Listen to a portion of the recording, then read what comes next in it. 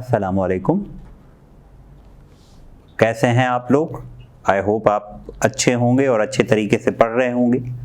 तो आज हम जो टॉपिक डिस्कस करने जा रहे हैं वो टॉपिक यूँ समझ लें कि केमिस्ट्री के एंट्री टेस्ट का 30 to 35% कवर करता है। क्यों? क्योंकि ये पढ़ने से आपको बहुत सारी बातें आपकी क्लियर हो जाएंगी जो सेकेंड ईयर केमिस्ट्री में भी यूज़ होती हैं, फर्स्ट ईयर केमिस्ट्री में भी यूज़ होती हैं। तो मेरे ख्याल में आप समझ गए होंगे। टॉपिक का नाम है एटॉमिक रेडियस। ठीक है,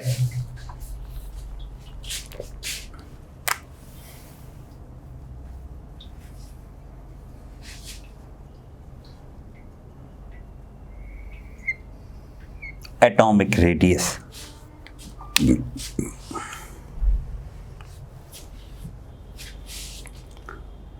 रेडियस जो है वो जनरली आपने टर्म पढ़ रखी होगी कि भाई सर्किल के सेंटर से लेकर सर्किल के किसी पॉइंट तक के मुफासले का नाम क्या है? Radius R. ठीक है, अब हमें किसका रेडियस पढ़ना है? एटम का। तो एक सिंपल हम ये कहेंगे कि रेडियस ऑफ एटम। ठीक है, हालांकि वेव मैकेनिक्स के लिहाज से हम एटम को एक स्फीयर नहीं समझ सकते। ठीक है, दूसरा ये भी है कि बहुत सारे एटम्स होंगे तो वो दूसरे एटम्स क्या करेंगे? एक दूसरे एटम्स के इलेक्ट्रॉन के क्लाउड को डिस्टर्ब करेंगे।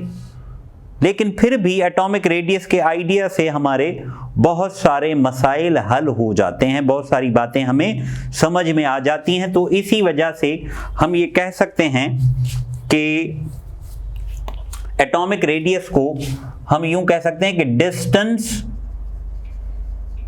Between the nucleus, distance between the nucleus and outer most को हम क्या कहते हैं? Valence shell of an atom is known as atomic radius. Valence shell हमें पता है ना, एटम के अंदर न्यूक्लियस होता है और उसके गिर्द शेल्स होते हैं और उन शेल्स में इलेक्ट्रॉन डिस्ट्रीब्यूटेड हैं on the basis of their energy. और सबसे जो लास्ट वाला शेल है, आउटर मोस्ट शेल, उस शेल को कहा जाता है वैलेंस शेल। तो न्यूक्लियस और वैलेंस शेल के बीच में जो डिस्टेंस होगा उस डिस्टेंस का नाम क्या है? Atomic radius. अब एटॉमिक रेडियस को हम, अगर हमारे पास एक जैसे एटम है, होमोडायटॉमिक, ठीक है, मींस इन केस ऑफ होमोडायटॉमिक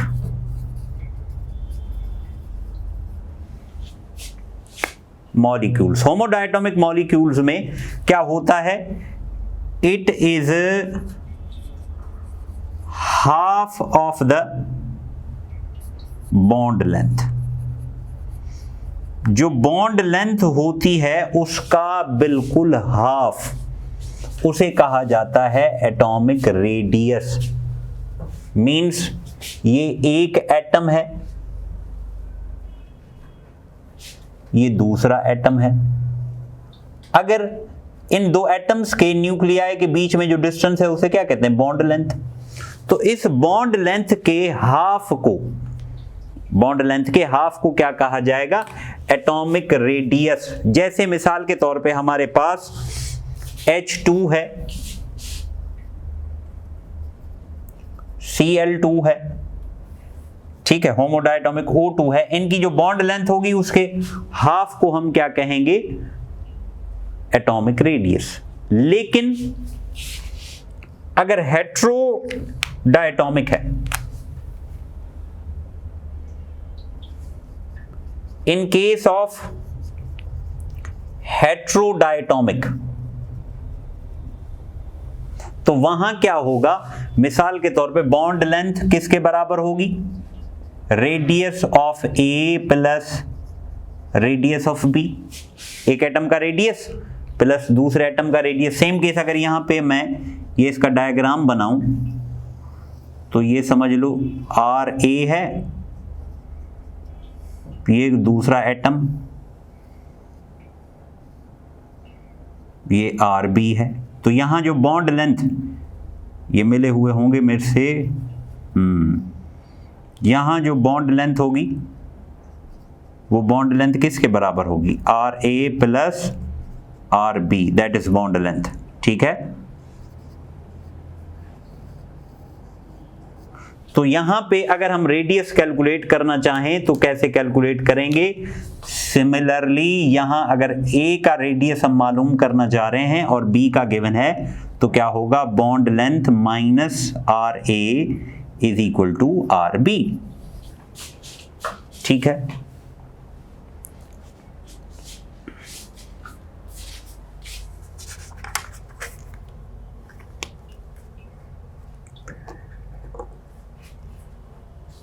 अब ये बॉन्ड लेंथ कैसे कैलकुलेट की जाती है, determination, it is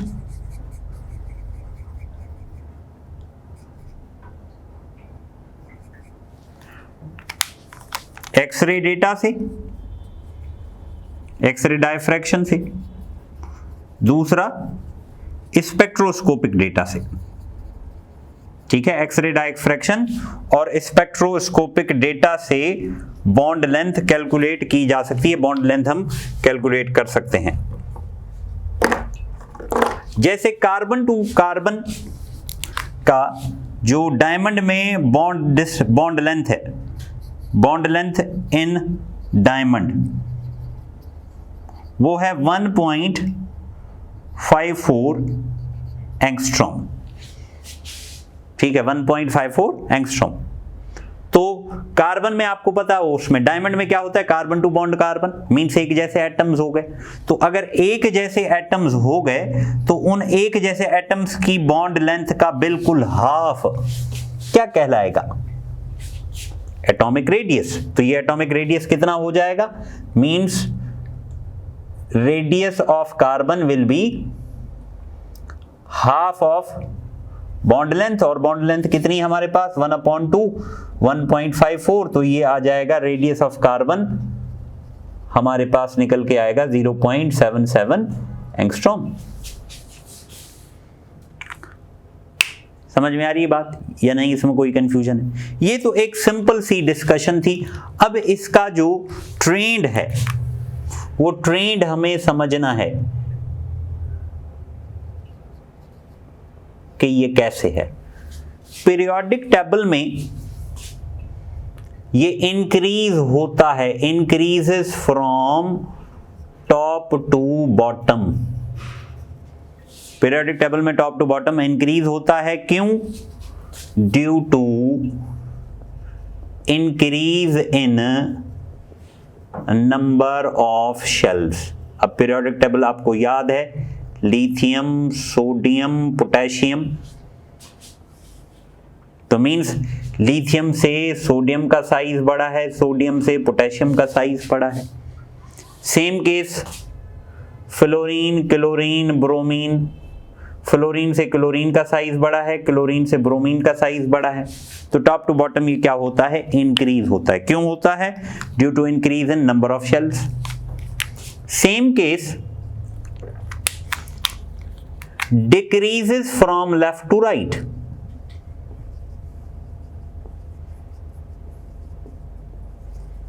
left to right क्या होता है, ये डिक्रीज होता है। क्यों डिक्रीज होता है? Due to increase in nuclear charge. Nuclear charge बढ़ेगा तो क्या होगा, न्यूक्लियर चार्ज बढ़ने की वजह से न्यूक्लियस वैलेंस शेल पे ज्यादा जोर लगाएगा। वैलेंस शेल पे ज्यादा जोर लगाने की वजह से क्या होगा, जो इलेक्ट्रॉन्स हैं वो न्यूक्लियस के करीब आ जाएंगे, साइज सिकुड़ जाएगा। ठीक है, मीन्स हमारे पास अगर है बेरिलियम, बोरॉन, कार्बन, तो क्या होगा, बेरिलियम का साइज बड़ा है, बोरॉन का उससे बड़ा है, कार्बन, फिर ऐसे नाइट्रोजन। ठीक है, समझ में आ रही बात या इसमें कोई कंफ्यूजन है? और इसी साइज को बेस बना के हम ये भी बता सकते हैं कि पॉसिबिलिटी ऑफ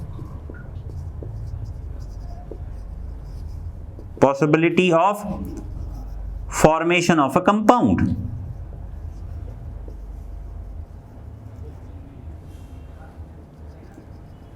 ठीक है, क्यों? क्योंकि साइज डिसाइड करती है कि कोई कंपाउंड बनेगा या नहीं बनेगा। जैसे PCl5 is possible, PCl5 possible है, फास्फोरस एटम के गिर्द 5 क्लोरीन आके उसे अटैच हो सकते हैं। ठीक है, लेकिन PI5 is not possible, PI5 possible नहीं है। क्यों पॉसिबल नहीं है? बिकॉज लार्जर आयोडीन, और कितने आयोडीन है? 5 iodine can not be accommodated on phosphorus. ठीक है, लार्जर आयोडीन 5, जैसे मिसाल के तौर पे हमारे पास एक टेनिस की गेंद के गिर्द हम 5 कंचे, छोटे गोलियां, वो सराउंड कर सकते हैं, 5-6 ज्यादा हो जाएंगे। लेकिन इसी टेनिस के गिर्द अगर हम 5 फुटबॉल सराउंड करें तो वो सराउंड करने में डिफिकल्टी होगी। क्यों? क्योंकि साइज बड़ी हो जाती है। तो 5 क्लोरीन तो फास्फोरस के गिर्द आसानी से सराउंड हो जाते हैं। यहाँ पे एक मैं अगर डायग्रामेटिक रिप्रेजेंटेशन करना चाहूं, ठीक है, ये एक एटम समझ लें। अब आयोडीन जो है वो उस आयोडीन का साइज बड़ा है। ठीक है, अब देखो ये 4 एटम आ गए, 5वां मिसिंग है। सपोज इसको फास्फोरस मान लो, इनको आयोडीन मान लो, तो क्या हो रहा है? ये भी जबरदस्ती मैंने इसको ऐसे करके बनाया है, तो क्या होगा? PI5 is not possible. तो इसका ये मतलब नहीं है कि PI4 पॉसिबल है। ठीक है, ध्यान में रहे, हो सकता है कोई सोच के बड़े साइंसदान हो तो वो कहें PI5 नहीं तो PI4, तो ऐसा नहीं है। ये अकोमोडेशन नहीं होती। क्यों? क्योंकि 5 आयोडीन का साइज बड़ा है, वो अकोमोडेट नहीं हो सकते। क्लियर हो गई बात या इसमें कोई कंफ्यूजन है? राइट, अब हम चलते हैं एक अहम इसके पोर्शन की तरफ कि हमें कैसे पता चले अगर हमारे पास 2 एटम्स हों और हमारे से पूछा जाए कि किसका साइज ज्यादा होगा, किसका साइज कम होगा। क्यों? क्योंकि साइज पता चल जाएगा तो पीरियोडिक टेबल के सारे ट्रेंड एलिमेंट्स की प्रॉपर्टीज के सारे ट्रेंड आप बता दोगे। If you no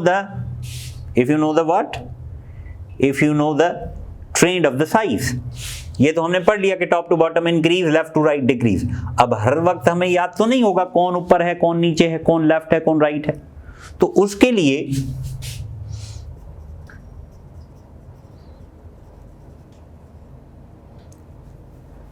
trick to determine the size कि which is large and which is small. आपके पास 2 एटम्स हैं, एक है A जिसका एटॉमिक नंबर है 4, दूसरा है B जिसका एटॉमिक नंबर है 13। आपसे पूछा जाए किसका साइज ज्यादा होगा, किसका साइज कम होगा। हमें यह नहीं पता कि A कहां है, हमें यह नहीं पता कि B कहां है। तो सिंपल सा तरीका है, हम इसकी कॉन्फ़िगरेशन करेंगे। कॉन्फ़िगरेशन यूं कर लें, न्यूक्लियस जितना एटॉमिक नंबर उतना न्यूक्लियर चार्ज, पहले शेल में 2 इलेक्ट्रॉन, दूसरे में 2। ठीक है, इसकी कॉन्फ़िगरेशन कर लें 13, तो 13 है न्यूक्लियर चार्ज, पहले शेल में 2, दूसरे में 8, तीसरे में 1। आप ऐसे भी कर सकते हो, वैसे भी कर सकते हो, 1s2 2s2। दोनों से आपके पास जवाब आ जाएगा। अब आप पहली फुर्सत में ये देखो कि क्या किसी में शेल्स ज्यादा हैं। अगर इसमें देखेंगे तो इसमें हमारे पास कितने शेल्स हैं? 2, 1 2। इसमें देखो 1 2 3। फैसला हो गया, शेल्स ज्यादा साइज ज्यादा, शेल्स कम साइज कम। तो हम ये कह सकते हैं कि B is large, A is small. ठीक है, पहली ट्रिक, शेल्स ज्यादा साइज ज्यादा, तो हम लिख लें लार्जर, नहीं, greater the number of shells, greater the number of shells, larger the size, size ज्यादा होगी। पहली ट्रिक, पहला उसूल, ये भूलना नहीं। दूसरा, हम एक और एग्जांपल कर लेते हैं, ये समझ लें ये एग्जांपल 1 है। अब हम एग्जांपल 2 करते हैं। इन 2 केसेस से जितनी भी साइज का मसला है हल हो जाएगा। साइज का मसला हल हो गया तो इलेक्ट्रोनेगेटिविटी का, आयोनाइजेशन पोटेंशियल का, इलेक्ट्रॉन अफिनिटी का, मेल्टिंग पॉइंट का, बॉइलिंग पॉइंट का, इलेक्ट्रोड पोटेंशियल का, सारे मसाइल हल हो जाएंगे। तो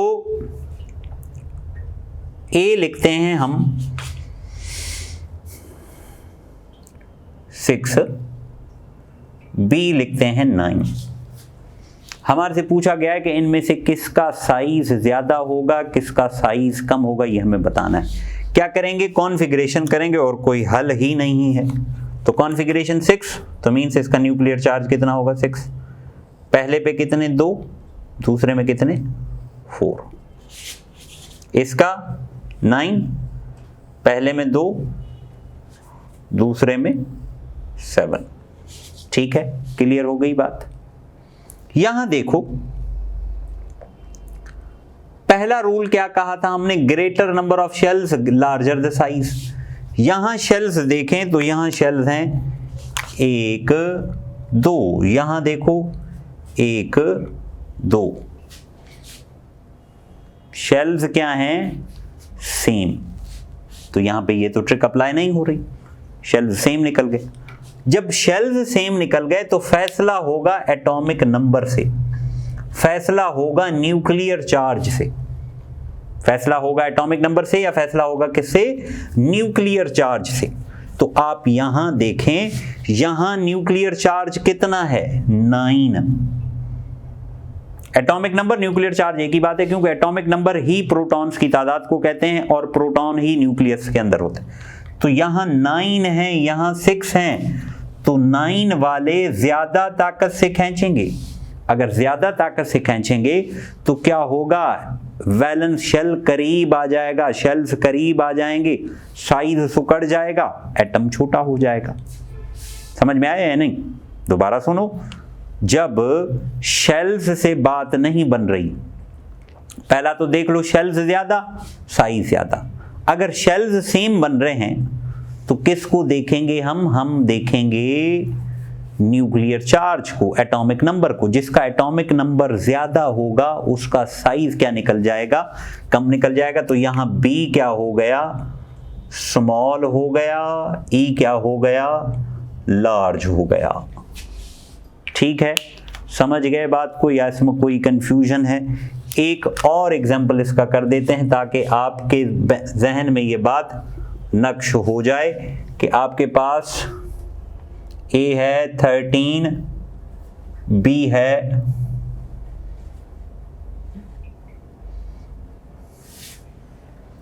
17। आपसे पूछा जाए किसका साइज ज्यादा होगा, क्या करोगे? 13, तो पहले में 2, दूसरे में 8, तीसरे में 3। 17, पहले में 2, दूसरे में 8, तीसरे में 7।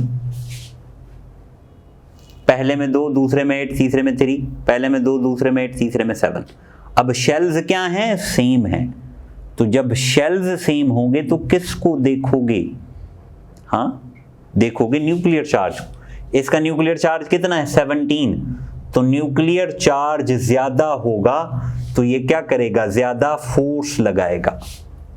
ज्यादा फोर्स लगाने की वजह से साइज क्या हो जाएगा, डिक्रीज हो जाएगा।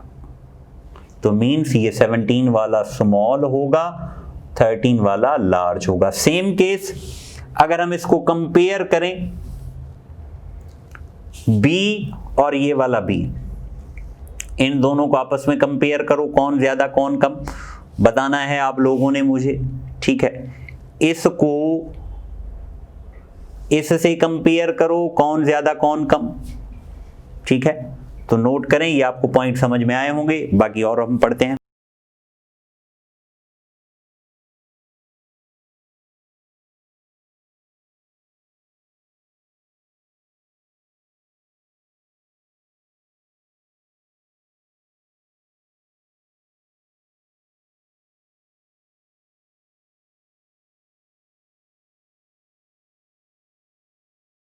एटॉमिक रेडियस पढ़ने के बाद टर्म आती है आयोनिक रेडियस। आपको पता है कि एटम या तो इलेक्ट्रॉन लॉस करता है या इलेक्ट्रॉन गेन करता है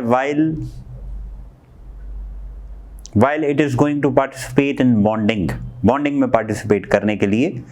तो होगा ये कि जब एटम इलेक्ट्रॉन लॉस करेगा या इलेक्ट्रॉन गेन करेगा तो एटम पे एक किस्म का चार्ज आ जाएगा, तो उस चार्ज की वजह से उसको कहा जाएगा आयन। और अगर हम आयन के रेडियस की बात करेंगे तो इसे क्या कहा जाएगा, आयोनिक रेडियस। तो radius of ion is called ionic radius. याद रखें, जब कोई न्यूट्रल एटम इलेक्ट्रॉन लॉस करता है तो वो केटाइन वो केटाइन कहलाता है, इट एक्वायर्स पॉजिटिव चार्ज। जब कोई न्यूट्रल एटम इलेक्ट्रॉन गेन करता है तो इट एक्वायर्स नेगेटिव चार्ज और इसे कहा जाता है एनाइन, ठीक है। तो when an electron is removed from a neutral atom it becomes positive, means cation. When an electron is gained by a neutral atom it becomes negative, that is anion. और इसको डिटरमिन किया जाता है x ray analysis के through, ठीक है। और याद रखें, जब कोई एटम इलेक्ट्रॉन लॉस करेगा तो इलेक्ट्रॉन लॉस करने से क्या होगा, इलेक्ट्रॉन्स की तादाद कम हो जाएगी। थोड़े इलेक्ट्रॉन्स होंगे तो थोड़ी जगह ऑक्यूपाई करेंगे, इसीलिए कहा जाता है कि cation is always smaller then the parent atom. Cation हमेशा अपने पेरेंट एटम से साइज में स्मॉल होता है। जैसे ये सोडियम का रेडियस है, ठीक है। यही सोडियम जब इलेक्ट्रॉन लॉस करके, ठीक है, यही सोडियम जब इलेक्ट्रॉन लॉस करके किस में कन्वर्ट हो जाएगा, सोडियम आयन में, तो उस वक्त इसका रेडियस देखें। पहले था इसका 1.57 एंगस्ट्रॉम, अब इसका कितना हो गया 0.95 एंगस्ट्रॉम। इसका मतलब क्या हुआ, इसका रेडियस कम हो गया। तो रेडियस कम हो जाने की वजह से हम कहते हैं कि cation is always smaller than its parent atom. और सेम केस जब इलेक्ट्रॉन्स गेन होते हैं तो इलेक्ट्रॉन्स की तादाद बढ़ जाती है। When electrons are gained their number is increased. When the number of electron is increased, they will occupy a greater space. या दूसरे लफ्जों में हम कहें कि ज्यादा जगह बन जाएगी, ज्यादा साइज हो जाएगी। तो इसीलिए कहा जाता है कि A9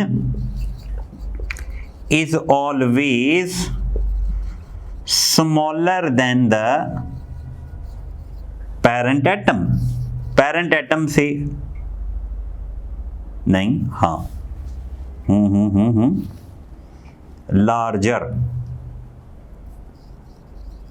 larger than the parent atom, ठीक है। जैसे Cl का साइज है 0.99 एंगस्ट्रॉम। यही Cl अगर इसको एक इलेक्ट्रॉन मिल जाता है तो ये Cl नेगेटिव बन जाता है, और Cl नेगेटिव का साइज देख लें क्या हो जाएगा, Cl नेगेटिव का साइज हो जाता है 1.81 एंगस्ट्रॉम, ठीक है। कभी कभी ये सिचुएशन हो जाती है कि एक जैसे इलेक्ट्रॉन्स आ जाते हैं।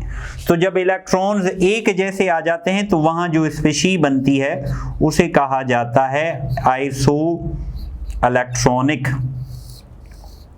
having same number of electrons, ठीक है, इलेक्ट्रॉन्स सेम हो, ठीक है, इलेक्ट्रॉनिक कॉन्फ़िगरेशन सेम हो, तो उसे हम क्या कहेंगे, आइसो इलेक्ट्रॉनिक। जैसे सोडियम को आपको पता है सोडियम का एटॉमिक नंबर कितना है 11, सोडियम से Na+ बनेगा तो कितने ऐड आ जाएंगे इसके पास आ जाएंगे 10 इलेक्ट्रॉन्स। मैग्नीशियम का एक इलेक्ट्रॉन लॉस कर दिया, मैग्नीशियम का एटॉमिक नंबर 12 है, मैग्नीशियम अगर 2 इलेक्ट्रॉन लॉस करेगा तो अब मैग्नीशियम के पास भी 10, इसके पास भी 10, या कॉन्फ़िगरेशन देख लो, इसके लास्ट शेल में भी 8, इसके लास्ट शेल में भी 8। एल्यूमिनियम 3 इलेक्ट्रॉन लॉस करेगा तो ये भी क्या हो गए, आइसो इलेक्ट्रॉनिक हो गए। और इससे रिलेटेड क्वेश्चंस आते हैं। अब सोडियम की साइज हमें पता है, सोडियम की साइज कितनी थी 0.95 एंगस्ट्रॉम, ठीक है, इसकी साइज कितनी है 0.65 एंगस्ट्रॉम, इसकी साइज कितनी है 0.50 एंगस्ट्रॉम। अब देखें आइसो इलेक्ट्रॉनिक तो हैं, लेकिन जिसका चार्ज ज्यादा है उसका साइज कम है, तो इसका यही ट्रेंड है। पीरियोडिक टेबल में top to bottom ionic radius क्या होगा, टॉप टू बॉटम इंक्रीज होगा, पीरियोडिक टेबल में लेफ्ट टू राइट क्या होगा, डिक्रीज होगा। ठीक है, समझ गए बात को, या इसमें कोई कंफ्यूजन है, नोट हो गया भाई। इसके बाद हमने कहा कि जब कोई एटम इलेक्ट्रॉन लॉस करता है तो वो आयन बन जाता है। ठीक है, कोई एटम इलेक्ट्रॉन लॉस करता है तो वो क्या बन जाता है, आयन बन जाता है। ठीक है, तो उस आयन बनने के लिए जो एनर्जी चाहिए उस एनर्जी का नाम क्या है, ionization potential. Means energy to form an ion, ion बनाने के लिए जो एनर्जी चाहिए उस एनर्जी को क्या कहा जाएगा, आयोनाइजेशन पोटेंशियल। याद रखें, जब भी हम किसी एटम को, जब भी किसी इलेक्ट्रॉन को एटम से निकालना चाहेंगे तो हम क्या करेंगे, हम इलेक्ट्रॉन के ऊपर एनर्जी लगाएंगे। Why we are applying energy, because electron is bound to the nucleus, bound with the nucleus, nucleus is attracting electron towards itself.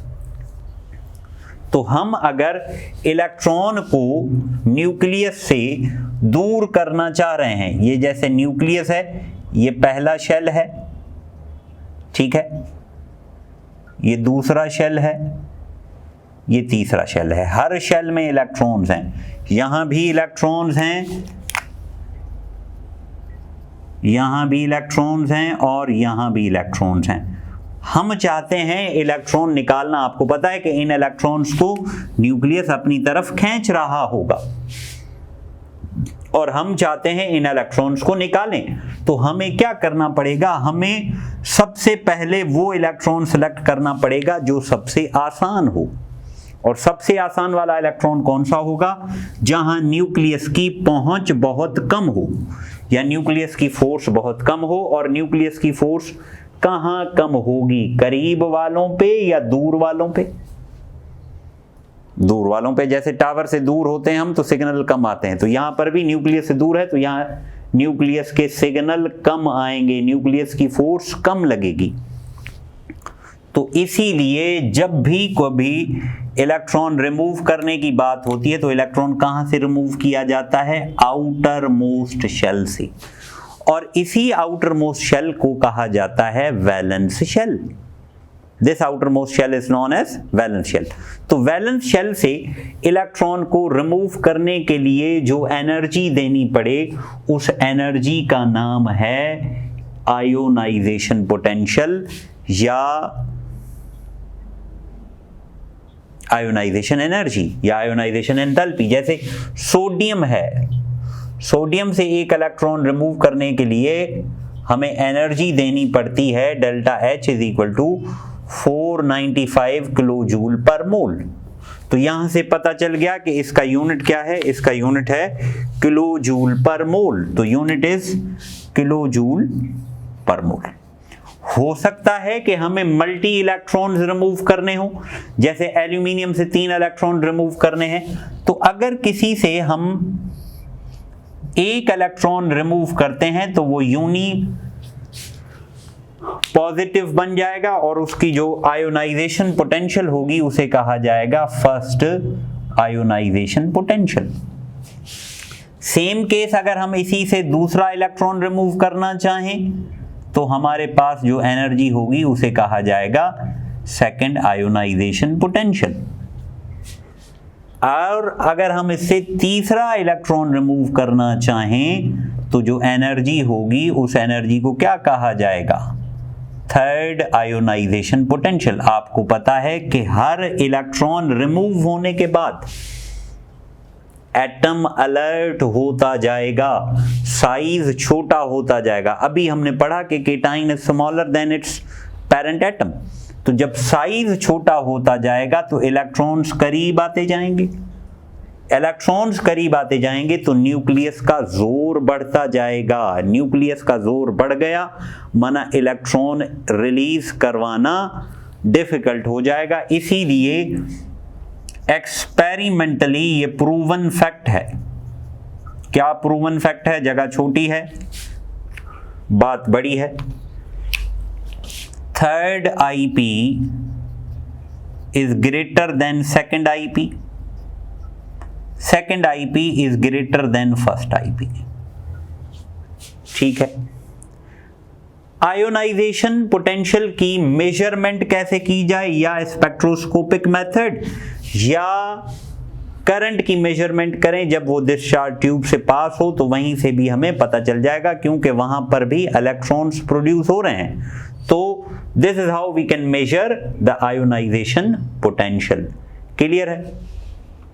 अब फैक्टर्स, आयोनाइजेशन कौन से फैक्टर्स पे डिपेंड करती है? पहला फैक्टर है size. Ionization decreases with increase in size. तो इसका मतलब आयोनाइजेशन पोटेंशियल और साइज में कौन सा रिलेशन है? Inversely proportional. ठीक है। तो पीरियोडिक टेबल में टॉप टू बॉटम साइज क्या होती है? इंक्रीज, तो आईपी क्या होगी? डिक्रीज होगी। दूसरा है न्यूक्लियर चार्ज। न्यूक्लियस की अगर फोर्स ज्यादा होगी तो इलेक्ट्रॉन्स टाइटली बाउंड होंगे, टाइटली बाउंड होंगे तो उनको निकालना डिफिकल्ट होगा। तो IP directly proportional to nuclear charge. तीसरा फैक्टर है शील्डिंग इफेक्ट। शील्डिंग इफेक्ट क्या है? न्यूक्लियस और वैलेंस शेल के बीच में जो शेल्स आते हैं वो एक किस्म की रुकावट पैदा करते हैं और इसी रुकावट का नाम है शील्डिंग इफेक्ट। ठीक है। हम ये अगर कहें, इसकी डेफिनेशन बनाएं तो हम ये कहेंगे कि hindrance between nucleus and valence shell. तो न्यूक्लियस और वैलेंस शेल के बीच में अगर हिंड्रेंस ज्यादा होगी तो अट्रैक्शन कम होगी, तो आईपी भी कम होगी। तो अब आप बताओ आईपी का शील्डिंग इफेक्ट के साथ कौन सा रिलेशन होना चाहिए, मुझे आप बताओगे। अब इसके ट्रेंड अगर हम देख लें, और दूसरा ऑर्बिटल्स में देख लें, अगर हम ऑर्बिटल्स, आपको पता है कि एस न्यूक्लियस के सबसे करीब है, डी न्यूक्लियस से सबसे दूर है, तो एस की आईपी सबसे ज्यादा होगी, उसके बाद पी की आईपी ज्यादा होगी, फिर डी की होगी, फिर एफ की होगी। ट्रेंड इसका अगर हम देखें तो ट्रेंड ऑफ आयोनाइजेशन पोटेंशियल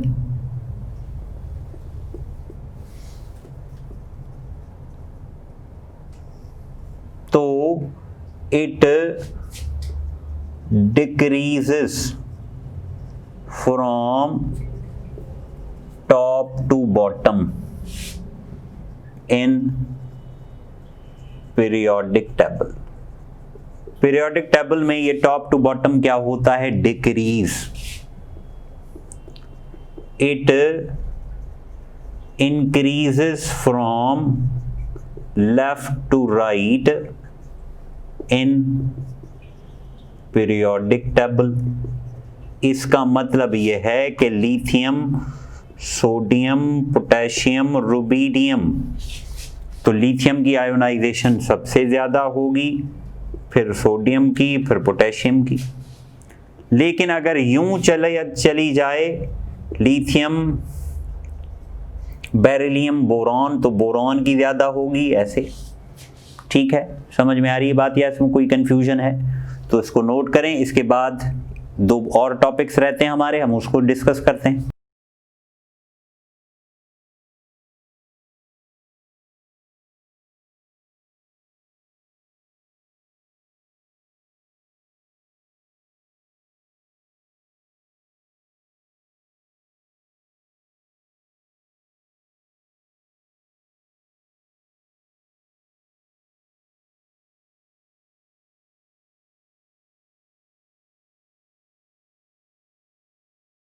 हमने पढ़ा था कि भाई आयन्स होता है, तो आयन कब बनता है? या इलेक्ट्रॉन लॉस हो या इलेक्ट्रॉन गेन हो।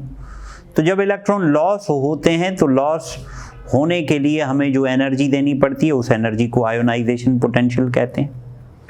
सेम केस जब हम कोई इलेक्ट्रॉन ऐड करेंगे किसी एटम में, न्यूट्रल एटम में, तो वो नेगेटिव बन जाएगा, तो वहां भी एनर्जी का चेंज होगा। तो उस एनर्जी के चेंज का नाम है इलेक्ट्रॉन अफिनिटी। अफिनिटी का मतलब है अट्रैक्शन। यहां एक बात जहन में रखनी है आप लोगों ने, जिसमें ज्यादातर बच्चे कंफ्यूज होते हैं। पहली बात कि आयोनाइजेशन जो प्रोसेस है, आयोनाइजेशन जो पोटेंशियल है, वो एंडोथर्मिक होगा हमेशा, क्योंकि हम एनर्जी देंगे तो ही इलेक्ट्रॉन निकलेगा। लेकिन जब इलेक्ट्रॉन अफिनिटी को देखा जाए तो इलेक्ट्रॉन अफिनिटी में क्या होता है कि हम इलेक्ट्रॉन को ऐड करते हैं। तो जैसे हमने कहा कि भाई इलेक्ट्रॉन निकालने के लिए अगर एंडोथर्मिक है तो इलेक्ट्रॉन रिलीज करने के लिए एक्सोथर्मिक होगा। हाँ, आप सही सोच रहे हैं, लेकिन ये बात पूरी सच नहीं है। आधा सच है और आधा कुछ छुपा हुआ है। जो छुपा हुआ है उसी को हम समझने की कोशिश करते हैं। तो हेडिंग हम देते हैं electron affinity.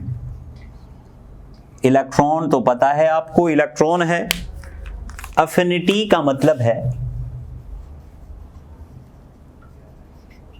Means attraction. Affinity का मतलब है अट्रैक्शन।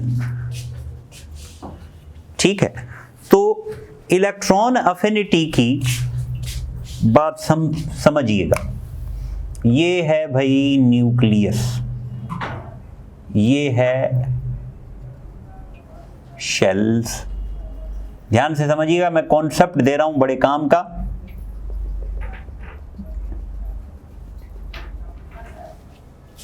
जो आपकी जिंदगी बना देगा। ठीक है, जिंदगी मीन्स कॉन्सेप्ट क्लियर हो गया तो बहुत सारी बातें आपके लिए आसान हो जाएंगी। अब देखें, ये इलेक्ट्रॉन है, न्यूक्लियस के करीब होता है तो इलेक्ट्रॉन की एनर्जी कम होती है, न्यूक्लियस से दूर होता है तो इलेक्ट्रॉन की एनर्जी ज्यादा होती है। सही है जी, बिल्कुल दुरुस्त। जब यही इलेक्ट्रॉन न्यूक्लियस से निकलकर अकेला हो जाता है, ठीक है, फ्री हो जाता है, तो इस इलेक्ट्रॉन को हम कहेंगे फ्री। और इसकी जो एनर्जी है वो एनर्जी इसकी है मैक्सिमम। ठीक है, अब ये मस्ती ज्यादा करेगा। ये ऐसे ही है जैसे घर में हम होते हैं तो मजाक मस्ती कम करते हैं, क्योंकि वहां अब्बू के मोचड़ों का भी डर होता है और अम्मी की इंसल्ट का भी डर होता है। लेकिन जब हम दूर होते हैं, when we are on picnic, on certain holidays, तो वहां पर क्या होता है, कोई रोक टोक नहीं, तो वहां हमारी एनर्जी बढ़ जाती है। कोई छलांगे लगा रहा होता है, कोई जंप दे रहा होता है, कोई क्या से क्या कर रहा होता है। ठीक है, तो इसका मतलब क्या है, हम फ्री हैं, हमारे ऊपर किसी का इन्फ्लुएंस नहीं है। तो सेम केस ये जो इलेक्ट्रॉन शेल्स में है इसके ऊपर न्यूक्लियस का इन्फ्लुएंस है, और न्यूक्लियस का इन्फ्लुएंस होने की वजह से इसकी एनर्जी क्या है, इसकी एनर्जी मैक्सिमम है। और ये जो फ्री इलेक्ट्रॉन है इसके ऊपर किसी का इन्फ्लुएंस नहीं है, तो किसी का इन्फ्लुएंस नहीं है तो इसकी एनर्जी मैक्सिमम है। जब सेम केस हम पिकनिक से घर आते हैं तो दोबारा हम उसी अपनी असली पोजीशन पर आ जाते हैं, मींस जो मजाक मस्ती फ्री वाले सिस्टम में दोबारा क्या बन जाते हैं, बाउंड। मींस अगर यहां जाएंगे तो एनर्जी इंक्रीज होगी, घर जाएंगे तो एनर्जी डिक्रीज होगी। यही जो एनर्जी का डिक्रीमेंट है उस डिक्रीमेंट का नाम है इलेक्ट्रॉन अफिनिटी। समझ गए होंगे बात। उसी डिक्रीमेंट का नाम क्या है, इलेक्ट्रॉन अफिनिटी। क्योंकि इलेक्ट्रॉन अफिनिटी क्यों कहते हैं, क्योंकि इलेक्ट्रॉन की तरफ अट्रैक्शन है, अफिनिटी मींस अट्रैक्शन। तो ये जो एनर्जी का चेंज है इसी चेंज का नाम है इलेक्ट्रॉन अफिनिटी। तो change in energy when an electron is added to outermost shell of an atom to form an anion shell of neutral atom, तो उसे क्या कहेंगे हम, आयोनाइजेशन पोटेंशियल नहीं, इलेक्ट्रॉन अफिनिटी। जैसे क्लोरीन है, क्लोरीन को एक इलेक्ट्रॉन देंगे तो Cl नेगेटिव बन जाएगा और इसका जो डेल्टा H है वो माइनस है, कितना है, minus 348 kilo joule per mole. तो ये जो माइनस है, this minus shows that energy is released. ये माइनस क्या बता रहा है कि एनर्जी क्या हो रही है, रिलीज हो रही है। तो रिलीज होने का मतलब कि प्रोसेस इज एक्सोथर्मिक। अगर यहां तक मैं जुमला रोक दूं तो इसका मतलब क्या होगा, हमेशा एक्सोथर्मिक। लेकिन आगे मैं जुमला लिखकर, कुछ वर्ड लिखकर एक मैसेज देना चाह रहा हूं। जनरली मींस आमतौर पर ये एक्सोथर्मिक है। यूनिट तो आपको पता चल गया होगा, यूनिट इसका क्या है, unit is kilo joule per मोल। ठीक है, यूनिट इसका क्या है, किलो जूल पर मोल। तो हम डिस्कस कर रहे थे कि ये जर्नली एक्सोथर्मिक है। ठीक है, इसका मतलब कभी कभी ये एंडोथर्मिक भी हो सकता है, कभी कभी इस एनर्जी की वैल्यू पॉजिटिव भी हो सकती है। In some situations it may be endothermic. ठीक है, अब ये लिख लेते हैं जुमला, in some situations it can be endothermic. अब एंडोथर्मिक कहां होगा, जब इलेक्ट्रॉन जाना नहीं चाहेगा, इलेक्ट्रॉन को जबरदस्ती भेजा जाएगा। ठीक है, जैसे हमारा दिल नहीं करता घर जाने को, जबरदस्ती पिकनिक से जा रहे होते हैं हम घर का। ठीक है, अब ये सारों की बात नहीं कर रहा, कुछ होंगे कुछ नहीं होंगे। तो in some cases it can be endothermic, ये एंडोथर्मिक हो सकता है। कहां कहां हो सकता है, अब देखो, ऑक्सीजन लिया हमने, ऑक्सीजन को इलेक्ट्रॉन क्या बन गया, O नेगेटिव। ठीक है, यहां पर ये जो क्या होगा, ये होगा एक्सोथर्मिक, एनर्जी रिलीज हुई होगी, फ्री इलेक्ट्रॉन को हमने ऐड किया है। अगर आप इस ऑक्सीजन नेगेटिव में दोबारा इलेक्ट्रॉन ऐड करेंगे तो ऑक्सीजन डबल नेगेटिव बनेगा, -2।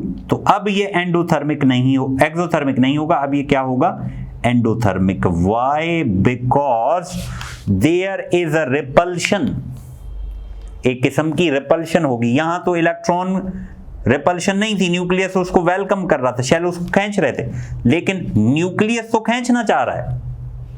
Nucleus is aiming to attract the electron, whereas this negative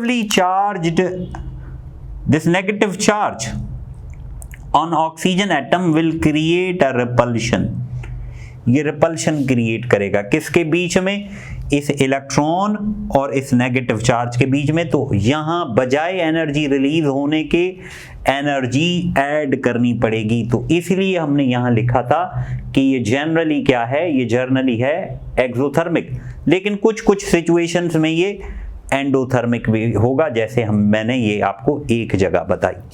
ठीक है, दूसरी जगह अगर किसी को इलेक्ट्रॉन की जरूरत ही नहीं है, ठीक है, यहां भी यही था ना कि इसको नेगेटिव है तो ये नेगेटिव ये शो कर रहा था कि भाई जरूरत नहीं है हमें इलेक्ट्रॉन की, हमारे पास इलेक्ट्रॉन है, तो क्या हो रहा था, रिपल्शन हो रहा था।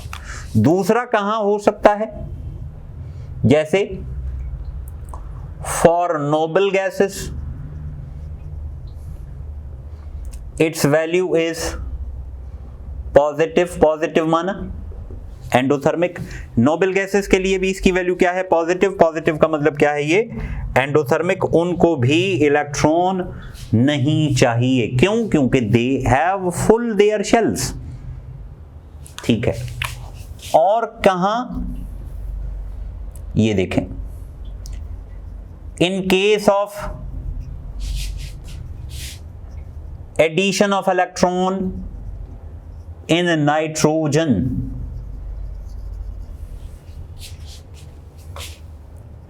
इज एंडोथर्मिक, वहां भी एंडोथर्मिक है।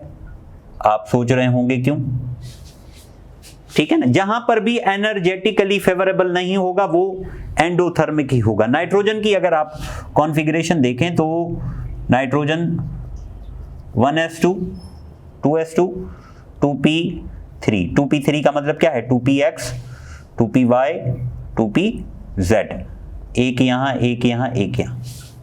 तो याद रखें, ऑर्बिटल्स की एक स्टेबिलिटी के लिए कंडीशन होती है, ऑर्बिटल स्टेबल होते हैं। कब स्टेबल होते हैं, जब वो हाफ फिल्ड हों, वो स्टेबल होंगे। दूसरा कब हो, ये तो हमने पढ़ रखा है, फुली फिल्ड हो। तो यहां नाइट्रोजन देखो, ये हाफ फिल्ड है, हाफ फिल्ड है तो स्टेबल है। अगर नाइट्रोजन के पास एक और इलेक्ट्रॉन आएगा तो ये इधर आ जाएगा,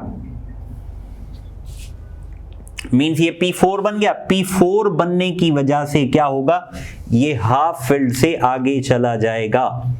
तो हाफ फील्ड नहीं होगा तो इस वजह से ये क्या हो जाएगा, अनस्टेबल हो जाएगा। तो नाइट्रोजन में भी इसी वजह से इस सिचुएशन में नाइट्रोजन इज स्टेबल, उतना स्टेबल नहीं है जितना शेल भरा हुआ हो, लेकिन आम सिचुएशन के हिसाब से ज्यादा स्टेबल है ये। इसी नाइट्रोजन में अगर 2p4 बनेगा तो 2p4 हाफ फिल वाली कंडीशन में नहीं आता, अनस्टेबल हो जाएगा। 2p5 वो भी हाफ फिल्ड वाली कंडीशन या फुली फिल्ड, लेकिन जैसे ही 2p6 होगा फिर स्टेबल, क्योंकि जाहिर सी बात है जब शेल पूरा होगा वो स्टेबल होगा। ठीक है, समझ में आ रही है बात या इसमें कोई कंफ्यूजन है? और देखें यहां मैं सारी आपको वो बातें बता रहा हूं जो क्या हैं, जो एक्सेप्शनल्स हैं या जहां पर ये एंडोथर्मिक हो रहा है। सेम केस अगर आप अल्कलाइन अर्थ मेटल्स की देखेंगे, इन case of second A group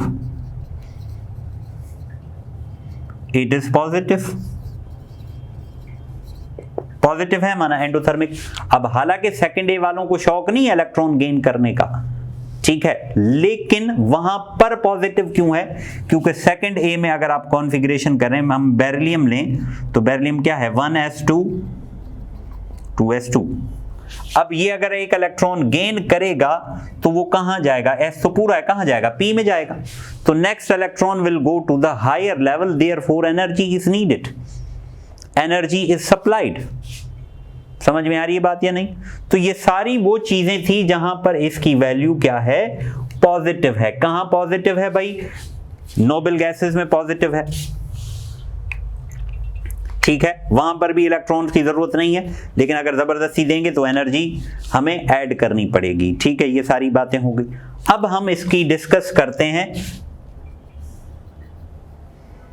कि कुछ फ्लोरीन के हिसाब से, जैसे ये सवाल कहा जाता है कि fluorine has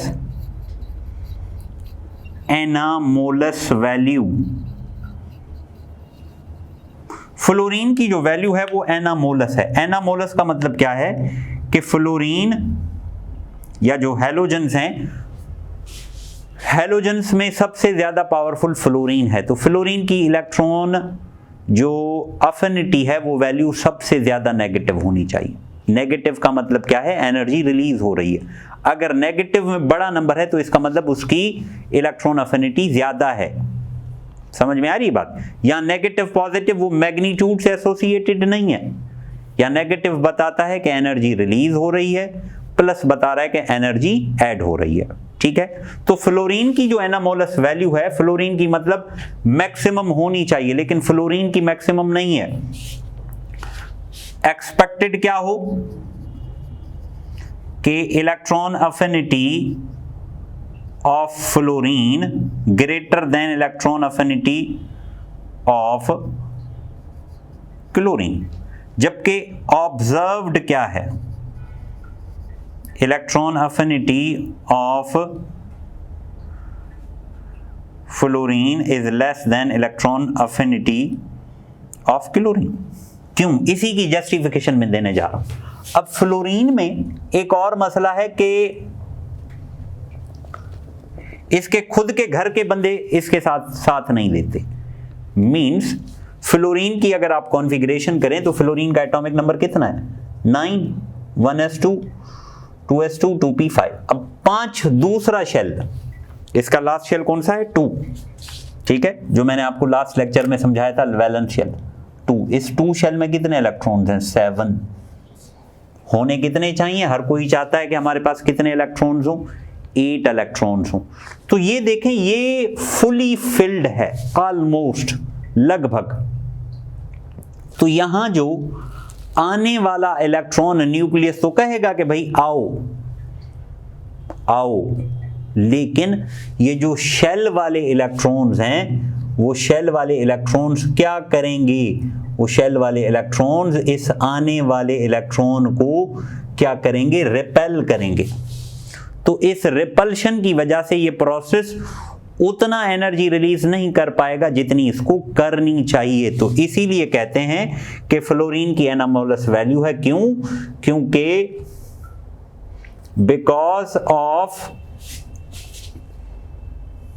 because incoming electron is repelled by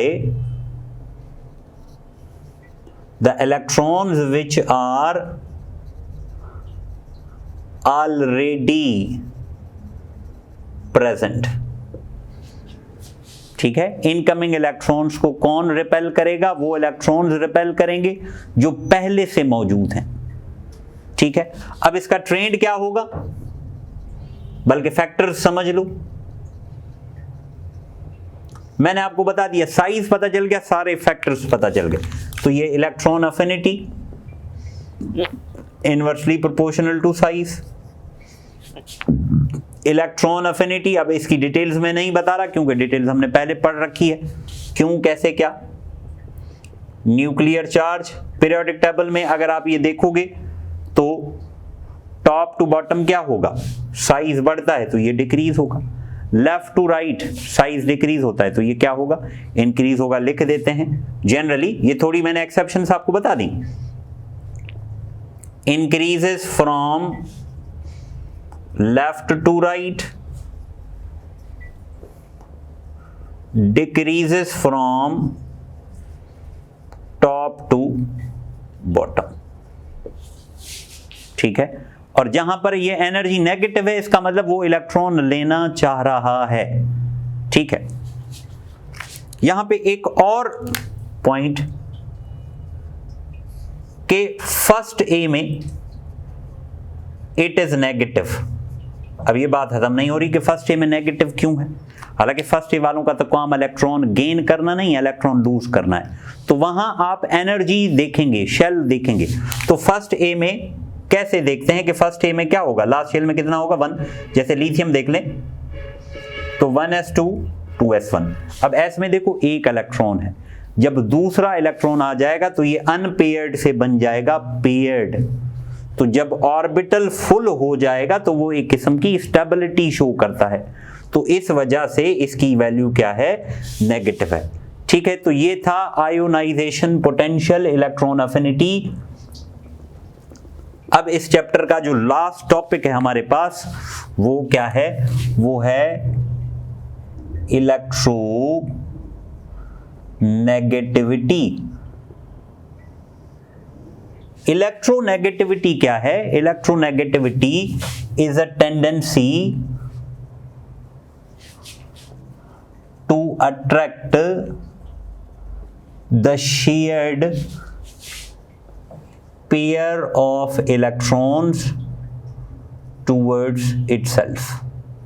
खुद की तरफ शेयर्ड पेयर ऑफ इलेक्ट्रॉन को अट्रैक्ट करने की सलाहियत का नाम क्या है? इलेक्ट्रोनेगेटिविटी। और इलेक्ट्रोनेगेटिविटी की जो वैल्यूज है वो पॉलिंग नामी साइंसदान ने दी थी। ठीक है, और सबसे जो हाईएस्ट इलेक्ट्रोनेगेटिव है, highest electronegative element is fluorine. ठीक है, और जिसकी इलेक्ट्रोनेगेटिविटी ज्यादा होगी उसका काम क्या होगा कि वो इलेक्ट्रॉन गेन करेगा, और जो इलेक्ट्रॉन गेन करेगा वो होगा ऑक्सीडाइजिंग एजेंट।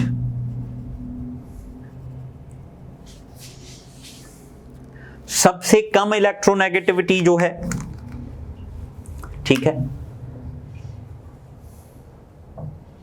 लो या least electronegative element is caesium. कितनी? 0.7। तो वो क्या करेगा? वो करेगा लॉस, और जो लॉस करेगा वो क्या कहलाएंगे? Reducing agent. ठीक है, इसके अलावा कुछ कॉमन एलिमेंट्स की आप, हाईएस्ट क्या है? फ्लोरीन। उसके बाद ऑक्सीजन है, कितनी है? 3.5। उसके बाद क्लोरीन है, कितनी? 3। नाइट्रोजन कितनी? 3। Carbon 2.5, hydrogen 2.1। ये याद कर लो। इलेक्ट्रोनेगेटिविटी के अगर फैक्टर्स देखे जाएं तो इसके फैक्टर्स क्या हैं? साइज के साथ इनवर्स रिलेशन है, न्यूक्लियर चार्ज के साथ डायरेक्ट रिलेशन है। साइज के साथ इनवर्स, न्यूक्लियर चार्ज के साथ डायरेक्ट रिलेशन। तो पीरियोडिक टेबल का ट्रेंड आपको पता चल गया कि ये क्या होगा? टॉप टू बॉटम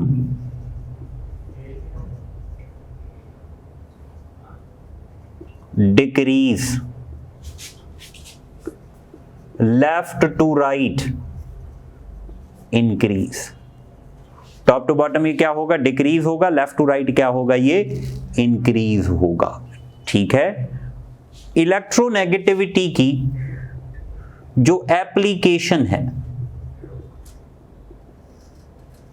वो क्या करती है? वो प्रिडिक्ट करती है the nature of bond. Electronegativity predict करती क्या है? नेचर ऑफ द बॉन्ड, कि कौन सा बॉन्ड बनेगा।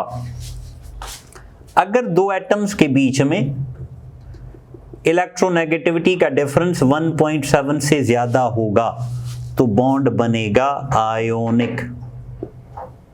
1.7 से कम होगा तो बॉन्ड बनेगा कोवलेंट। और सेम केस अगर इसी में भी डेल्टा एन 0.4 से ज्यादा होगा तो बॉन्ड बनेगा पोलर कोवलेंट, और 0.4 से कम होगा तो बॉन्ड क्या बनेगा? Non polar covalent. ठीक है, तो दिस इज द इलेक्ट्रोनेगेटिविटी। तो आज हमने ये चैप्टर डिस्कस किया और इसके काफी टॉपिक्स डिस्कस किए। ठीक है, तो एंड में हम इसके कुछ प्रैक्टिस के सवाल करते हैं, एमसीक्यूज करते हैं, जब तक आप इसको नोट कर लें।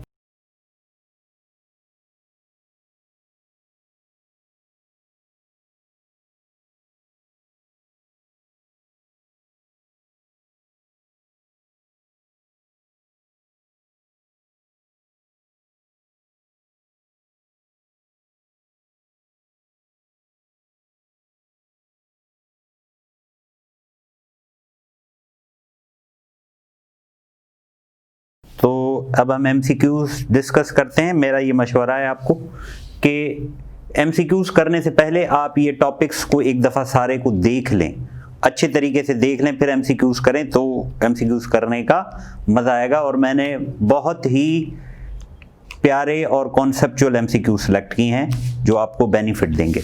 तो पहले सवाल की तरफ देखते हैं। Which of the following has smallest value of ionization energy? किसकी आयोनाइजेशन एनर्जी कम होगी? हाँ, अब आयोनाइजेशन का क्या ट्रेंड था? Left to right increase, top to bottom decrease. अब यहां अगर आप देखें तो सारे एक ही ग्रुप के मेंबर हैं, नियॉन, आर्गन, हीलियम, क्रिप्टॉन, तो ये सारे एक ही ग्रुप के मेंबर हैं। तो एक ही ग्रुप के मेंबर होने की वजह से तो टॉप टू बॉटम क्या होगा? डिक्रीज होगा। तो आपको पता है कि हीलियम, नियॉन, आर्गन, क्रिप्टॉन, तो ये सबसे नीचे है, तो इसकी सबसे कम होगी, तो इसका जवाब होगा डी। नेक्स्ट देखो, which of the following has the highest value of ionization energy? किसकी आयोनाइजेशन एनर्जी सबसे ज्यादा होगी? यहां भी देखें एक ही ग्रुप के मैंने दे रखे हैं, तो लिथियम, सोडियम, पोटेशियम, पोटेशियम की सबसे कम, लिथियम की सबसे ज्यादा, तो ए होगा। अगला सवाल देखो, बड़ा दमदार और ताकत वाला सवाल है। The pair of group which shows abnormal behaviour towards ionization energy. Ionization energy में कौन सा पेयर है जो एबनॉर्मल बिहेवियर दिखाता है? अब यहां थोड़ी सोचने वाली बात है। सेकेंड ए ग्रुप की अगर कॉन्फ़िगरेशन हम करें तो सेकेंड ए ग्रुप की यहां लिख लेते हैं हम, सेकेंड की, ये थर्ड, ये फोर्थ, फिफ्थ, सिक्स्थ, ऐसे ही है भाई। सेकेंड ए की कॉन्फ़िगरेशन होती है NS2, NS2 तो समझ रहे हो, इसकी होती है NS2 NP1, ठीक है, इसकी होती है NS2 NP2, इसकी होती है NS2 NP3, इसकी होती है NS2 NP5, ये 6 NP4। हमने क्या देखा है? हमने ये देखा है कि आयोनाइजेशन एनर्जी जैसे जैसे हम आगे जाएंगे बढ़नी चाहिए। सेकंड ए से थर्ड की ज़्यादा, थर्ड से फोर्थ की ज़्यादा, फोर्थ से फिफ्थ की ज़्यादा, फिफ्थ से सिक्स की ज़्यादा, यही रूल है। लेकिन यहाँ पर गड़बड़ हो जाती है। क्यों? क्योंकि यहाँ देखें, अगर आप थर्ड ए को देखेंगे तो NS2 NP3, NS2 NP3, तो यहाँ देखें थर्ड ए की ज़्यादा होनी चाहिए सेकंड ए से। आयोनाइजेशन थर्ड ए की सेकंड ए से क्या होनी चाहिए? ज्यादा होनी चाहिए, लेकिन ज्यादा नहीं है, कम है। क्यों कम है? क्योंकि हमें पता चलेगा कि यहां देखो ये ऑर्बिटल फुल है, तो यहां फुल से इलेक्ट्रॉन निकाल रहे हैं हम, तो S2 फुल से इलेक्ट्रॉन निकालना मुश्किल है एज कंपेयर टू यहां से। यहां देखो फिफ्थ से और सिक्स से, ठीक है, फिफ्थ से में देखो तो फिफ्थ से में क्या है? NP3। NP3 का मतलब क्या है? ये हो गया हाफ फिल्ड। ये हाफ फिल्ड वाली सिचुएशन नहीं है, मैंने आपको कल भी बताया था, बल्कि कल नहीं, पिछले इसी लेक्चर में, थोड़ा पीछे जाएंगे आप, मैंने बताया था कि half filled is more stable. ये हाफ फिल्ड नहीं है, तो क्या होगा? यहां इसकी ज्यादा होगी, यहां इसकी ज्यादा होगी, ठीक है। तो क्या कहने का मतलब है कि कहां मसला हमें दिखाई देता है? थर्ड ए में और सिक्स्थ ए में। थर्ड ए की होनी चाहिए ज्यादा, लेकिन ज्यादा है नहीं। सिक्स्थ ए की होनी चाहिए ज्यादा, लेकिन ज्यादा नहीं है। ये क्लियर हो गई बात, या इसमें कोई कंफ्यूजन है? नेक्स्ट देखो, identify the pair which shows anomaly in terms of electron affinity. Electron affinity में कौन एनोमली शो करता है हमारे पास? अब एनामोली माना डिफरेंट देन नॉर्मल। अब देखो इलेक्ट्रॉन अफिनिटी में मैंने आपको बताया था कि इलेक्ट्रॉन अफिनिटी यूजुअली एक्सोथर्मिक होता है, लेकिन किसी किसी सिचुएशन में एंडोथर्मिक होगा। तो आप याद करें कहां कहां एंडोथर्मिक था, तो वही टिक करोगे, वही इसका जवाब होगा। ये आप सोचें, ठीक है, ये आपका होमवर्क है। आगे देखो, which of the following pair having no effect of orbital on their ionization energy values. कौन से पेयर में ऑर्बिटल का आयोनाइजेशन पर असर नहीं है? ऑर्बिटल का असर तब होगा जब ग्रुप चेंज होगा, ठीक है। ऑर्बिट का इफेक्ट तब होगा जब क्या हो, ग्रुप चेंज हो। यहां तो ग्रुप क्या है इनका, सेम ग्रुप है। तो किसका सेम ग्रुप है हमारे पास, देखो पोटेशियम सोडियम सेम ग्रुप है, बेरिलियम बोरॉन डिफरेंट है, ऑक्सीजन फ्लोरीन डिफरेंट है। तो यहां पे तो they are belonging to the same orbital, same orbit, same category में आएंगे ये। अगला देखो, which of the following pair the first member have high ionization energy as compare to second. कहां पे ज्यादा एनर्जी होगी किसकी? First member have high ionization energy as compare to second. पहले की दूसरे से आयोनाइजेशन एनर्जी ज्यादा होगी। देख लो, ऑक्सीजन से फ्लोरीन की ज्यादा है, बेरिलियम से बोरॉन की ज्यादा है या नहीं, सोचो। पोटेशियम से सोडियम की ज्यादा है, ये तो बात सीधी सी है। देखो बेरिलियम कहां है, सेकंड ग्रुप में, बोरॉन कहां है, थर्ड में। तो बेरिलियम की कॉन्फ़िगरेशन करोगे तो क्या आता है, S2। यहां क्या आता है, NH2NP1। तो ये देखो ये स्टेबल है, स्टेबल से इलेक्ट्रॉन निकालने के लिए हमें ज्यादा एनर्जी देनी पड़ेगी। तो इसका जवाब क्या होगा, ये। अगला सवाल देखो, which of the following family gives highest ionization energies. कौन सी फैमिली हमें आयोनाइजेशन एनर्जी ज्यादा देती है? ठीक है, तो इलेक्ट्रॉन सबसे ज्यादा निकालना मुश्किल कहां होगा, अल्कली मेटल, कार्बन, हैलोजन या नोबल गैसेस। तो नोबल गैसेस का लास्ट शेल फुल होता है, तो वहां से इलेक्ट्रॉन निकालना सबसे ज्यादा डिफिकल्ट होता है। अगला सवाल देखो, dash have highest values of electronegativity. किसकी इलेक्ट्रोनेगेटिविटी हाईएस्ट वैल्यूज होती हैं, हैलोजेंस की। They have maximum electronegativity values. Note कर लें। Which of the following family shows lowest values of ionization energy? Ionization energy सबसे कम किसकी है, उसकी होगी जो इलेक्ट्रॉन लूज करने के लिए तैयार होगा, रेडी होगा। और वो रेडी कौन है, अल्कली मेटल्स।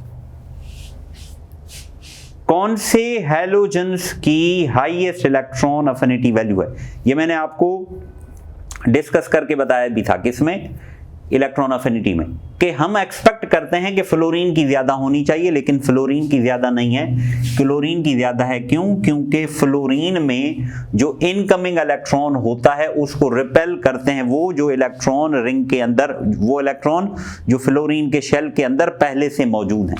तो होना चाहिए था फ्लोरीन एक्सपेक्टेड, लेकिन है क्लोरीन। आगे देखो, during the formation of bromide ion what will happen. Bromide ion बनता है तो क्या होगा, ब्रोमाइड आयन कैसे बनता है, ब्रोमीन एक इलेक्ट्रॉन गेन करता है तो बन जाता है ब्रोमाइड आयन। तो ब्रोमाइड आयन बनने के दौरान क्या होता है, delta H is negative, means heat is released. तो इसका जवाब क्या होगा, ये heat is released. During the formation of oxide ion from oxygen atom, ठीक है, what will happen. Oxide ion जब बनेगा ऑक्सीजन एटम से तो क्या होगा। तो अब आपको पता है कि ऑक्साइड आयन में क्या होता है, O प्लस इलेक्ट्रॉन, ये बनता है O नेगेटिव। तो O नेगेटिव में यहां एनर्जी क्या होती है, रिलीज। तो डेल्टा H इज नेगेटिव।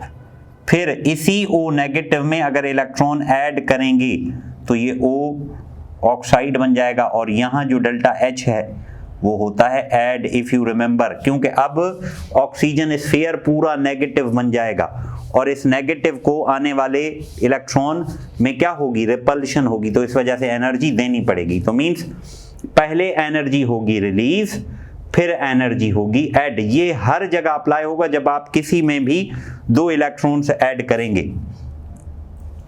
तो हीट पहले हुई रिलीज, फिर हुई एब्जॉर्ब। तो सी नेक्स्ट सवाल एक सिंपल टोकन सवाल है, विच इज मोस्ट इलेक्ट्रोनेगेटिव, कौन है सबसे ज्यादा इलेक्ट्रोनेगेटिव। हमने पढ़ा है फ्लोरीन, लेकिन मैंने आपको बताया भी था कि फ्लोरीन के बाद जो सेकंड हाईएस्ट इलेक्ट्रोनेगेटिव एटम है वो कौन सा है, वो है हमारे पास ऑक्सीजन 3.5। नोट कर लें इसको, ठीक है। आगे बढ़ते हैं। Which factors affect ionization energy both in group and period. Group और पीरियड में कौन से फैक्टर्स हैं जो आयोनाइजेशन पर असरअंदाज होते हैं। Nature of orbital, nature nuclear charge, shielding effect या ऑल। तो ऑल, ये सारे अफेक्ट करते हैं। Which of the following factor affect ionization energy in group. Group में कौन सा फैक्टर अफेक्ट करता है, ठीक है। तो ग्रुप में कौन सा फैक्टर अफेक्ट करता है, तो ग्रुप में आपको पता है कि ग्रुप में क्या होता है, टॉप टू बॉटम शेल्स बढ़ते हैं। तो शेल्स बढ़ने की वजह से क्या होता है, शील्डिंग इफेक्ट बढ़ जाता है, तो ये असरअंदाज करता है। नेक्स्ट सवाल देखो, dash factor affect the ionization energy in period. Period में कौन सा फैक्टर अफेक्ट करता है आयोनाइजेशन एनर्जी को। तो ये आपका टास्क है, ये आप मुझे बताइएगा, ठीक है। This is your homework. अगला देखो, which of the following has highest ionization energy. किसकी आयोनाइजेशन एनर्जी ज्यादा होनी चाहिए। अगर हम देख लें तो ये तीसरे शेल का है, इसकी कम होगी, ये भी दूसरा, ये भी दूसरा, ये भी दूसरा। तो यहां अगर कॉन्फ़िगरेशन करें तो देखें, ये सवाल मैंने 3 तरीकों से आपसे पूछा है इनडायरेक्टली। तो ये फिर वही आएगा S2, ये होगा S2 NP1 NS होगा। तो ये देखो स्टेबल है, यहां से निकालना सबसे ज्यादा मुश्किल होगा। अगला सवाल, which of the following has highest ionization energy. किसकी आयोनाइजेशन एनर्जी ज्यादा होगी। ये भी आप लोगों की असाइनमेंट है। अगर आप सोचेंगे इस वाले सेंस में तो आप जवाब तक पहुंच जाएंगे। नेक्स्ट सवाल देखो, ionization energy is the index of dash character. तो आयोनाइजेशन एनर्जी इंडेक्स है किसका, मेटेलिक कैरेक्टर का। आयोनाइजेशन जितनी कम होगी मेटेलिक कैरेक्टर उतना ज्यादा होगा। आयोनाइजेशन जितनी ज्यादा होगी उतना मेटेलिक कैरेक्टर कम होगा। तो आप इसको नोट करें। तो कुछ 1-2 और एमसीक्यूज हम डिस्कस करते हैं।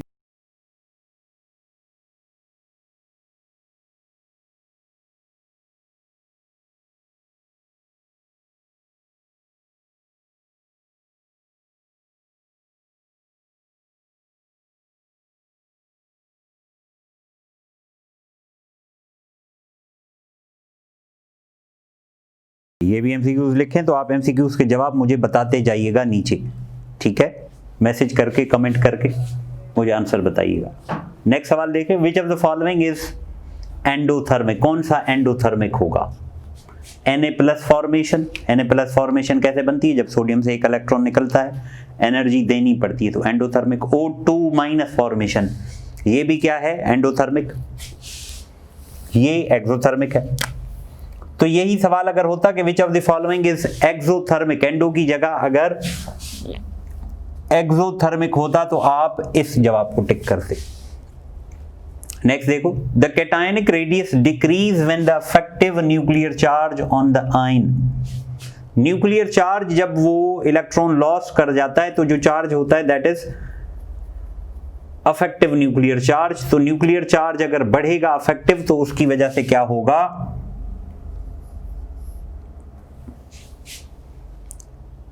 साइज डिक्रीज हो जाएगा अगर चार्ज बढ़ेगा तो, ठीक है। नेक्स्ट देखो, the size of ionic radius of anion as compare to the atomic radius of anion is, क्या है, आयोनिक रेडियस ऑफ एनाइन जब उसको उसके एटम से कंपेयर करेंगे तो क्या होगा, ग्रेटर होगा। Next question, a brilliant question. ठीक है, शानदार क्वेश्चन है और जानदार क्वेश्चन है। Which of the following is correct sequence for the value of first ionization energies of the stated elements? इनकी क्या अरेंजमेंट है? ठीक है, हीलियम से लिथियम की ग्रेटर है, लिथियम की फ्लोरीन से ग्रेटर है और फ्लोरीन से नियॉन की ग्रेटर है। अब मैं आपको एटॉमिक नंबर लिख देता हूं, आप इसके ऊपर सोचें और इसका जवाब बताएं या मैं बताऊं। चलो सोचते हैं। इसका 2 है, 3 है, 9 है, 10 है। ठीक है, तो सबसे ज्यादा आयोनाइजेशन किसकी होगी? तो पहले आप साइज लगा लें। देखें इन दोनों का साइज, सबसे छोटा साइज किसका है? हीलियम का। तो हीलियम की सबसे ज्यादा होगी। तो ऑप्शन में देखो, इधर भी हीलियम, इधर भी हीलियम, इधर भी हीलियम, इधर भी हीलियम। तो मीन सवाल ट्रिकी हो गया, मुश्किल भी हो गया। ठीक है, अब आगे आप इसके ऊपर जो मैंने आपको साइज वाला उसूल बताया था, प्रिंसिपल, वो अप्लाई करेंगे तो आपको जवाब उसका मिल जाएगा। ठीक है, बेहतरीन सवाल है, आप इसके ऊपर सोचेंगे, you will get the answer. ठीक है, नेक्स्ट देखो, Which of the following has the largest atomic radius? किसका एटॉमिक रेडियस ज्यादा होगा? ये एक सिंपल सा सवाल है कि टॉप टू बॉटम, और सारे एक ही मेंबर के हमने रखे हुए हैं, तो टॉप टू बॉटम साइज क्या होती है? इंक्रीज। तो lithium, sodium, potassium, rubidium, caesium, francium, तो किसका ज्यादा होगा?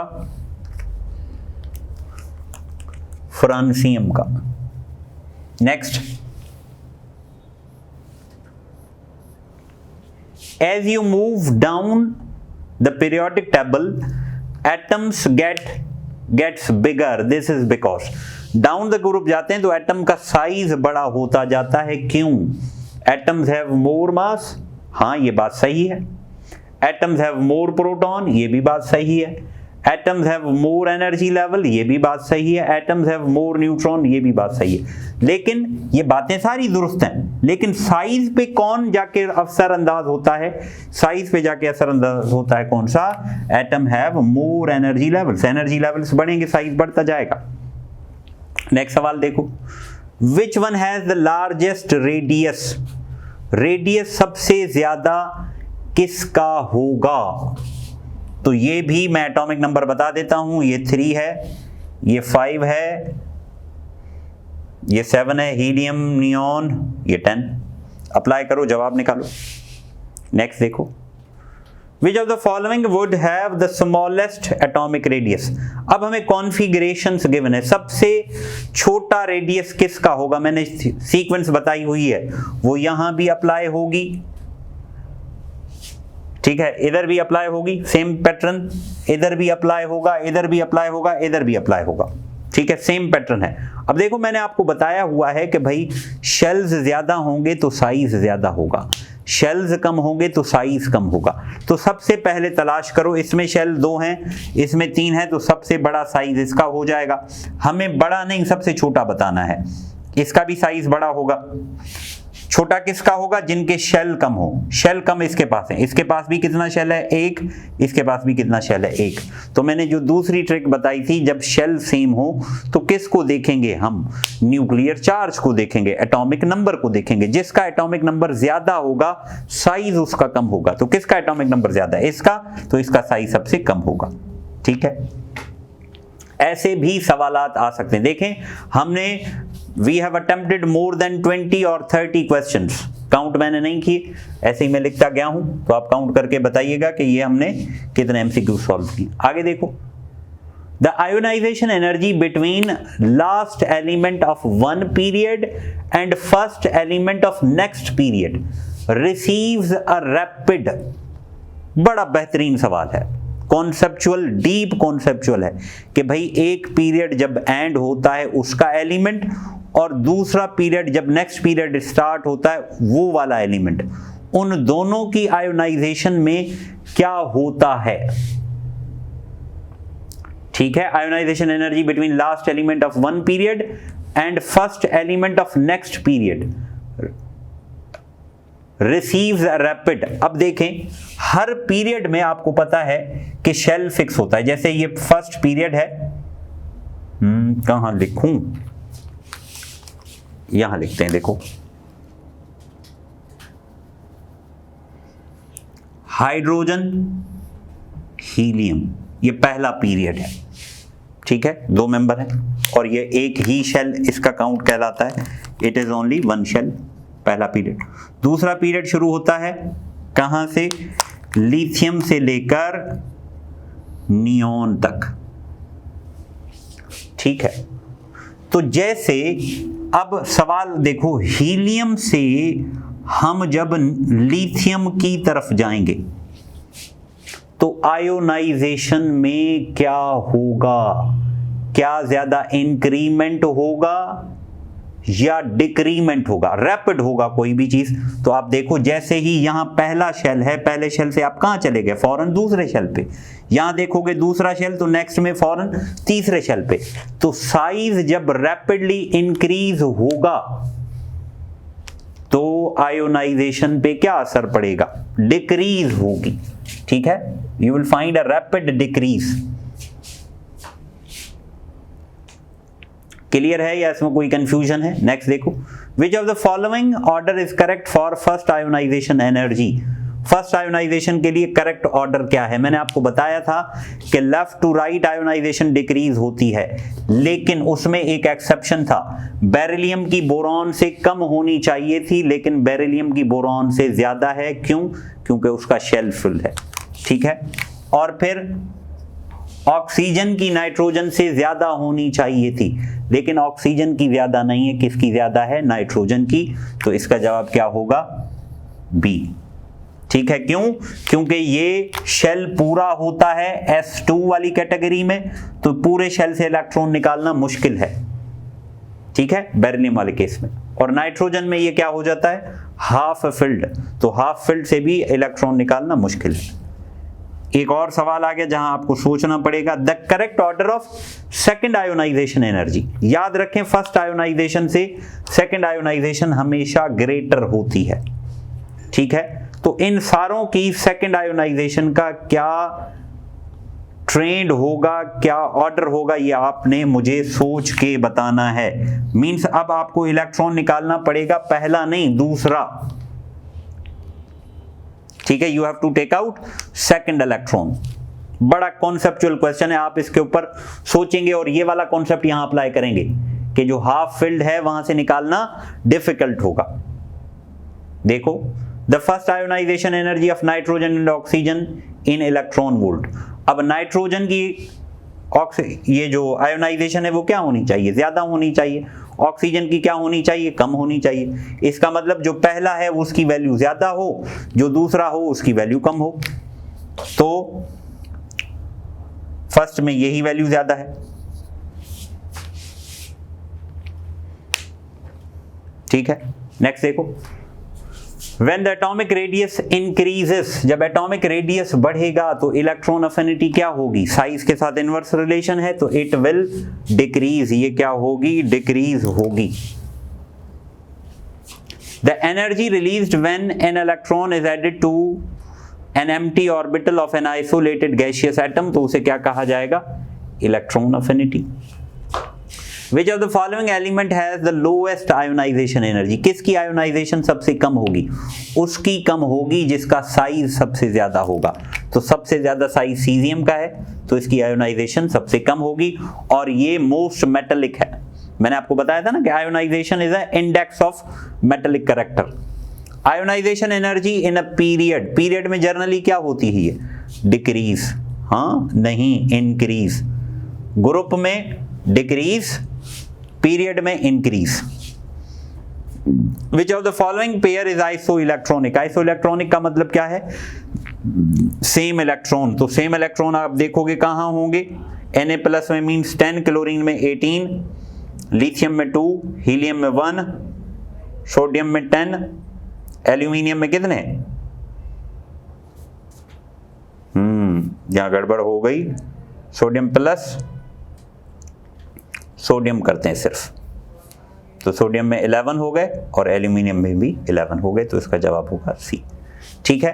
तो this is all from today. आज हमने काफ़ी MCQs भी डिस्कस किए और 3-4 टॉपिक को एक ही गो में डिस्कस किया ताकि आपको फ़ायदा हो। ये इंटर में भी काम आएगा, चैप्टर 3 में, चैप्टर 4 में, चैप्टर 5 में, और ये हमारे फर्स्ट ईयर में भी काम आएगा।